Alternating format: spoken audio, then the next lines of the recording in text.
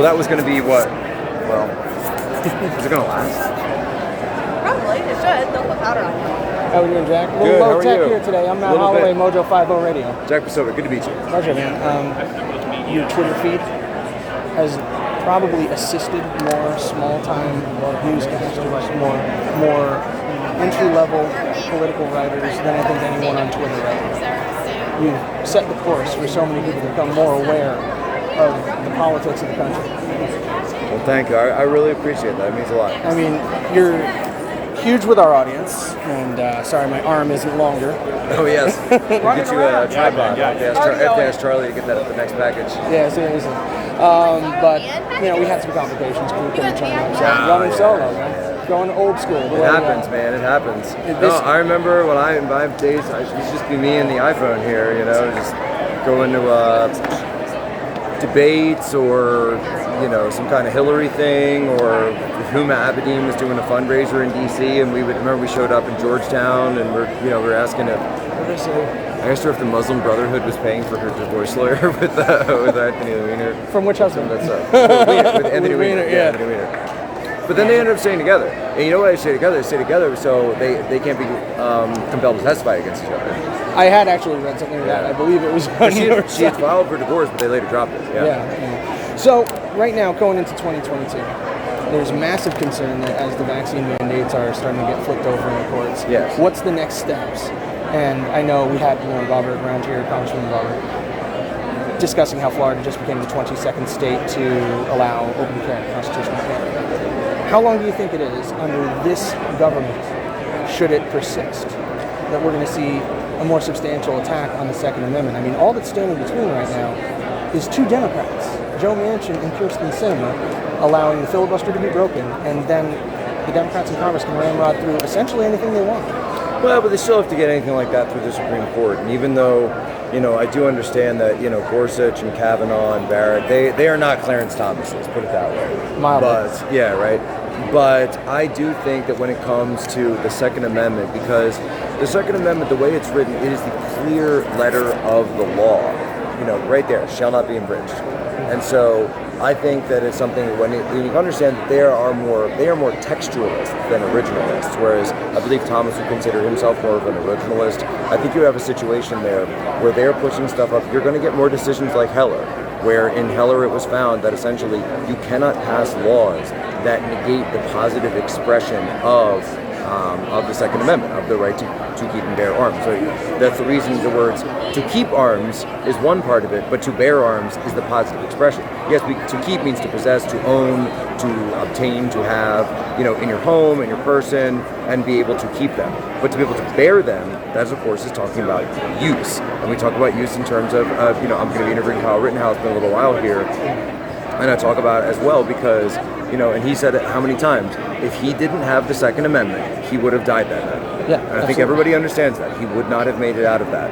And also, tied to that idea of positive expression, well, they say, why do you have a right to self-defense? Why? And you saw, Stephen Colbert and some of these people were saying, if that's the way the law should be changed. No. The right to self-defense is the positive expression of the right to life. So if we all have a right to life, it's right there in our Declaration, our founding document, it says we have a right to life. Well, the positive expression of it is the defense of that life. Because if you don't have a right, if you have a right to life, then that means you have the right to defend it. If you don't have the right to defend it, that means you don't have the right to life. So how do we keep faith in the Supreme Court and the other organs of the government that are supposed to protect those constitutional rights when we see judgments like Texas versus Georgia, Wisconsin, Michigan, and Pennsylvania, where the court abdicated their constitutional responsibility? Well, I mean, I'm talking more about specifically, I'm speaking narrowly on the Second Amendment in terms of that. But at the end of the day, it rests with the Supreme Court, which has now proven itself unreliable unreliable body at least. Well, it's unreliable because in the sense of you have people that are looking at the text as opposed to, I would consider myself more of an originalist, quite frankly. And I think that we have to look at the actual intent.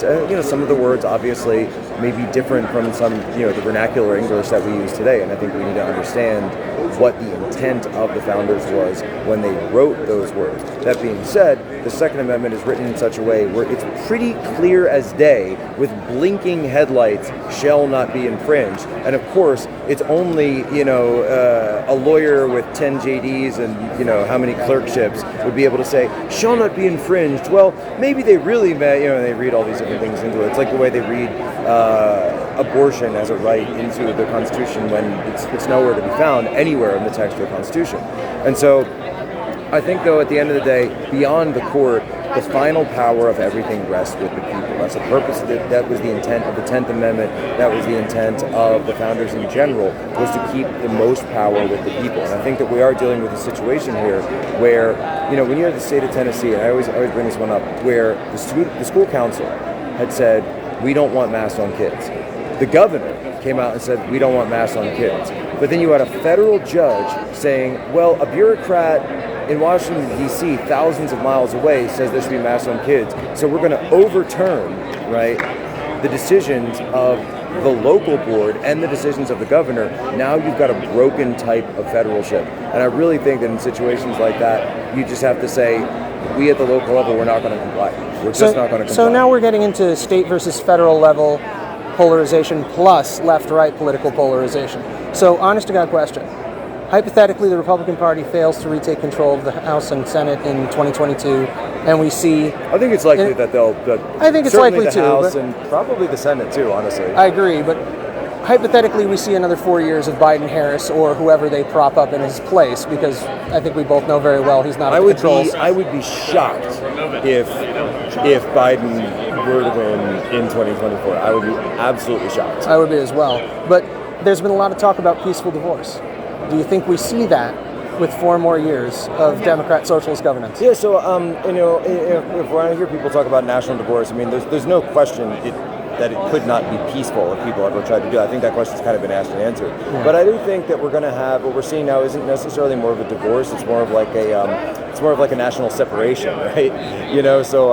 It's like we're living under the same roof, but we're dating other people, and visitation rights with the kids. Visitation rights, yeah. So but we got to stay together for the sake of the normies, right? So and you're seeing that with people that are now moving out of places like California. People are self-selecting California, New York, and where they move. The Great Migration. They're moving to Florida. Exactly, the Great Migration, which is tied to the Great Resignation. All of these things are happening in junction, and I think that if you're a conservative, you got to find, and you're living in a blue area, you got to find a red state, and you got to go there and make it red.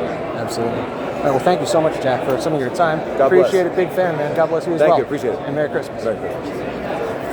I'm sorry, can I ask you just a quick section of the last? All right, folks. Matt Holloway with Mojo 50 Radio. Got to have a couple of minutes there with Jack Posobiec. Fantastic guy. Honest to God, one of the most important journalistic voices in the media today. And we're going to keep hitting it today. I got to see if we can get a couple of minutes with Congressman Louis Gohmert. I think he's wrapping up with 570 KVI. We'll see. But my name is Matt Holloway. I am your host of the HoloNet on the mighty powerful Mojo 50 Radio, coming to you right now from America Fest in Phoenix, Arizona. Good afternoon. God bless you. God bless the United States of America. End transmission.